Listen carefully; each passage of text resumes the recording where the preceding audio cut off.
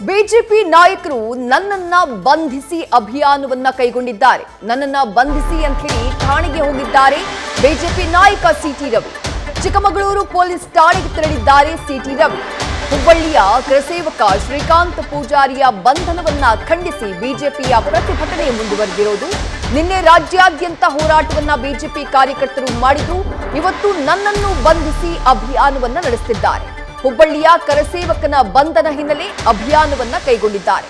ನಾನು ಕರಸೇವಕ, ನನ್ನನ್ನು ಬಂಧಿಸಿ ಅಂತ ಸಿಟಿ ರವಿ ಆಗ್ರಹಿಸಿದ್ದಾರೆ. ಕರಸೇವಕರಾಗಿ ಸಿಟಿ ರವಿ ಕೂಡ ಅವತ್ತು ಅಯೋಧ್ಯೆಗೆ ತೆರಳಿದ್ರು. ಹಾಗಾಗಿ ಶ್ರೀಕಾಂತ್ ಪೂಜಾರಿಯ ಬಂಧನ ಮಾತ್ರ ಯಾಕೆ, ನಾನು ಕರಸೇವಕ, ನನ್ನನ್ನು ಅರೆಸ್ಟ್ ಮಾಡಿ ಅಂತ ಹೇಳಿ ಪೊಲೀಸ್ ಠಾಣೆಯ ಮೆಟ್ಟಿಲೇರಿದ್ದಾರೆ. अयोध्यवासी राजा राम, श्री राम जय जय राम, श्री राम जय जय। दशरथ नंदन राजा राम, श्री राम जय जय राम, कौशल्य तनया राम, अयोध्यवासी राजा राम, श्री राम जय जय राम, रघुपति राघव राजा राम, श्री राम जय ईश्वर नंदन राजा राम, श्री राम जय जय राम। ಎರಡು ದೃಶ್ಯಗಳನ್ನ ನೀವು ಗಮನಿಸ್ತಾ ಇದ್ದೀರಿ. ಒಂದ್ ಕಡೆ ಇದೇ ರೀತಿ ಪೊಲೀಸ್ ಸ್ಟೇಷನ್ಗೆ ಹೋಗಿ ನನ್ನನ್ನ ಬಂಧಿಸಿ ಅಭಿಯಾನವನ್ನ ಕೈಗೊಂಡಿದ್ದಂತಹ ಸುನಿಲ್ ಕುಮಾರ್ ಅವರು, ಮತ್ತೊಂದು ಕಡೆ ಚಿಕ್ಕಮಗಳೂರಿನಲ್ಲಿ ಪೊಲೀಸ್ ಠಾಣೆಗೆ ಹೋಗಿದ್ದಾರೆ ಬಿಜೆಪಿ ಮುಖಂಡ ಸಿಟಿ ರವಿ. ಕಾರಣ ಇಷ್ಟೇ, ಹುಬ್ಬಳ್ಳಿಯಲ್ಲಿ ಕರಸೇವಕ ಶ್ರೀಕಾಂತ್ ಪೂಜಾರಿಯ ಬಂಧನ 31 ವರ್ಷಗಳ ಬಳಿಕ. ಈಗ 31 ವರ್ಷಗಳ ಹಿಂದೆ ಹುಬ್ಬಳ್ಳಿಯಲ್ಲಿ ನಡೆದಂತಹ ಗಲಭೆಗೆ ಸಂಬಂಧಪಟ್ಟ ಹಾಗೆ ಕರಸೇವಕ ಶ್ರೀಕಾಂತ್ ಪೂಜಾರಿಯನ್ನ ಅರೆಸ್ಟ್ ಮಾಡಿರುವುದನ್ನ ಖಂಡಿಸಿ ಬಿಜೆಪಿ ಹೋರಾಟವನ್ನ ಮಾಡ್ತಾ ಇದೆ. ನಿನ್ನೆ ಕೂಡ ದೊಡ್ಡ ಮಟ್ಟದಲ್ಲಿ ಪ್ರತಿಭಟನೆಯನ್ನ ನಡೆಸಲಾಗಿತ್ತು ರಾಜ್ಯಾದ್ಯಂತ. ಹುಬ್ಬಳ್ಳಿಯೂ ಸೇರಿದಂತೆ ರಾಜ್ಯದ ವಿವಿಧ ಭಾಗಗಳಲ್ಲಿ ಬಿಜೆಪಿ ನಾಯಕರು ಪ್ರತಿಭಟನೆಯನ್ನ ಮಾಡಿ ರಾಜ್ಯ ಸರ್ಕಾರದ ವಿರುದ್ಧ ಆಕ್ರೋಶವನ್ನ ವ್ಯಕ್ತಪಡಿಸಿದ್ರು. ಅದರ ಮುಂದುವರಿದ ಭಾಗವಾಗಿ ಇವತ್ತು ಬಿಜೆಪಿ ನಾಯಕರು ನನ್ನನ್ನು ಬಂಧಿಸಿ ಅನ್ನುವಂಥ ಅಭಿಯಾನವನ್ನ ಕೈಗೊಂಡಿದ್ದಾರೆ. ಒಂದ್ ಕಡೆ ಸಿಟಿ ರವಿ ಪೊಲೀಸ್ ಸ್ಟೇಷನ್ನ ಮುಂಭಾಗಕ್ಕೆ ಬಂದು ಪ್ರತಿಭಟನೆಯಲ್ಲಿ ಭಾಗಿಯಾಗಿದ್ದಾರೆ.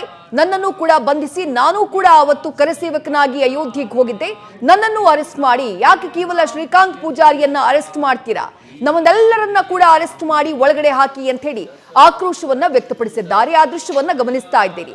ಮತ್ತೊಂದು ಕಡೆ ಸುನಿಲ್ ಕುಮಾರ್ ಅವರು, ಮಾಜಿ ಸಚಿವ ಸುನಿಲ್ ಕುಮಾರ್ ಅವರು ಕೂಡ ಅದೇ ರೀತಿ ಪ್ರತಿಭಟನೆಯನ್ನ ನಡೆಸಿದ್ದಾರೆ. ಸದಾಶಿವನಗರದ ಪೊಲೀಸ್ ಠಾಣೆಯ ಮುಂಭಾಗ ಸರ್ಕಾರದ ವಿರುದ್ಧ ಆಕ್ರೋಶವನ್ನ ವ್ಯಕ್ತಪಡಿಸಿ ಒಂದು ಪೋಸ್ಟರ್ ಅನ್ನ ಹಿಡ್ಕೊಂಡು ಪ್ರತಿಭಟನೆಗೆ ಕೂತಿದ್ರು. ಆ ನಂತರ ಅವರನ್ನ ಪೊಲೀಸರು ತಮ್ಮ ಕಾರ್ನಲ್ಲಿ ಕರ್ಕೊಂಡು ಹೋದ್ರು. ಅಯೋಧ್ಯೆ ಶ್ರೀರಾಮ ಮಂದಿರದ ಕರಸೇವಕ, ನನ್ನನ್ನು ಕೂಡ ಬಂಧಿಸಿ ಅಂತ ಹೇಳಿ ಆ ಪೋಸ್ಟರ್ ನಲ್ಲಿ ಬರೆದಿರುವಂತದ್ದನ್ನ ನೀವು ಗಮನಿಸ್ತಾ ಇದ್ದೀರಿ. ಶ್ರೀಕಾಂತ್ ಪೂಜಾರಿಯ ಬಂಧನವನ್ನ ನಾವು ಇಲ್ಲಿಗೆ ಬಿಡೋದಿಲ್ಲ. ರಾಮ ಮಂದಿರ ಉದ್ಘಾಟನೆಯ ಈ ಸಂದರ್ಭದಲ್ಲಿ ಬೇಕು ಅಂತಾನೆ ಉದ್ದೇಶಪೂರ್ವಕವಾಗಿ ಕರಸೇವಕ ಶ್ರೀಕಾಂತ್ ಪೂಜಾರಿಯನ್ನ ಅರೆಸ್ಟ್ ಮಾಡುವಂತಹ ಕೆಲಸವನ್ನ ರಾಜ್ಯ ಸರ್ಕಾರ ಮಾಡಿದೆ. ಹಾಗಾಗಿ ತಕ್ಷಣ ಆತನನ್ನ ಬಿಡುಗಡೆ ಮಾಡಬೇಕು ಅಂತ ಆಗ್ರಹಿಸಿ ಬಿಜೆಪಿ ನಾಯಕರು ತಮ್ಮ ಪ್ರತಿಭಟನೆಯನ್ನ ಈ ಮೂಲಕ, ಈ ಅಭಿಯಾನದ ಮೂಲಕ ಇವತ್ತು ಮುಂದುವರಿಸಿದ್ದಾರೆ. 31 ವರ್ಷಗಳ ಹಿಂದೆ ಹುಬ್ಬಳ್ಳಿಯಲ್ಲಿ ಗಲಭೆ ನಡೆದಿರುತ್ತೆ. ಅದು ಅಯೋಧ್ಯೆಗೆ ಕರಸೇವಕರು ತೆರಳಿದ್ದಂತಹ ಸಂದರ್ಭದಲ್ಲಿ ಗಲಭೆ ಆಗಿರುತ್ತೆ. ಅಂಗಡಿ ಮುಂಗಟ್ಟುಗಳ ಮೇಲೆ ನುಗ್ಗಿ ದಾಂಧಲೆಯನ್ನ ಮಾಡಲಾಗಿರುತ್ತೆ. ಆ ಸಂದರ್ಭದಲ್ಲಿ ಕರಸೇವಕರಾಗಿರುವಂತಹ ಶ್ರೀಕಾಂತ್ ಪೂಜಾರಿ ಅವರ ವಿರುದ್ಧವೂ ಕೂಡ ಕೇಸ್ ದಾಖಲಾಗಿತ್ತು. ಆ ಪ್ರಕರಣಕ್ಕೆ ಸಂಬಂಧಪಟ್ಟ ಹಾಗೆ ಈಗ ಅವರನ್ನ ಅರೆಸ್ಟ್ ಮಾಡಲಾಗಿರೋದು. ಈ ವಿಚಾರವಾಗಿ ಸರ್ಕಾರ ಹಾಗೆ ವಿಪಕ್ಷದ ನಡುವೆ ಕೆಸರೆರಚಾಟ ಮುಂದುವರೆದಿದೆ. ಮತ್ತಷ್ಟು ಡೀಟೇಲ್ಸ್ ನಮ್ಮ ಪ್ರತಿನಿಧಿ ಮಧುಸೂದನ್ ನೀಡ್ತಾ ಹೋಗ್ತಾರೆ. ಮಧುಸೂದನ್, ನಿನ್ನೆ ರಾಜ್ಯಾದ್ಯಂತ ಪ್ರತಿಭಟನೆಯ ಕಿಚ್ಚು. ಇವತ್ತು ನಾನು ಕರಸೇವಕ, ನನ್ನನ್ನು ಬಂಧಿಸಿ ಅನ್ನುವಂಥ ಅಭಿಯಾನ. ಸಿಎಂ ಡೀಟೇಲ್ಸ್ ಅನ್ನ ರಿಲೀಸ್ ಮಾಡಿದ್ರು ಇವತ್ತು ಬೆಳಗ್ಗೆ. ಶ್ರೀಕಾಂತ್ ಪೂಜಾರಿಯನ್ನ ಯಾವ ಯಾವ ಪ್ರಕರಣಗಳಿಗೆ ಸಂಬಂಧಪಟ್ಟ ಹಾಗೆ ಅರೆಸ್ಟ್ ಮಾಡಲಾಗಿದೆ ಅಂತ ಹೇಳಿ.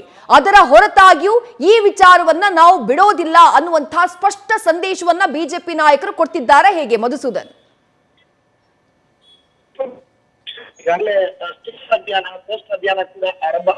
ನಾನು ಕೂಡ ಕರಸೇವಕ, ನನ್ನ ಕೂಡ ಬಂಧಿಸಿ, ನಾನು ಅಯೋಧ್ಯೆಯ ಶ್ರೀರಾಮ ನಿರ್ಮಾಣ ಕಾರ್ಯಕ್ಕೆ ಸಂಬಂಧಪಟ್ಟಂತೆ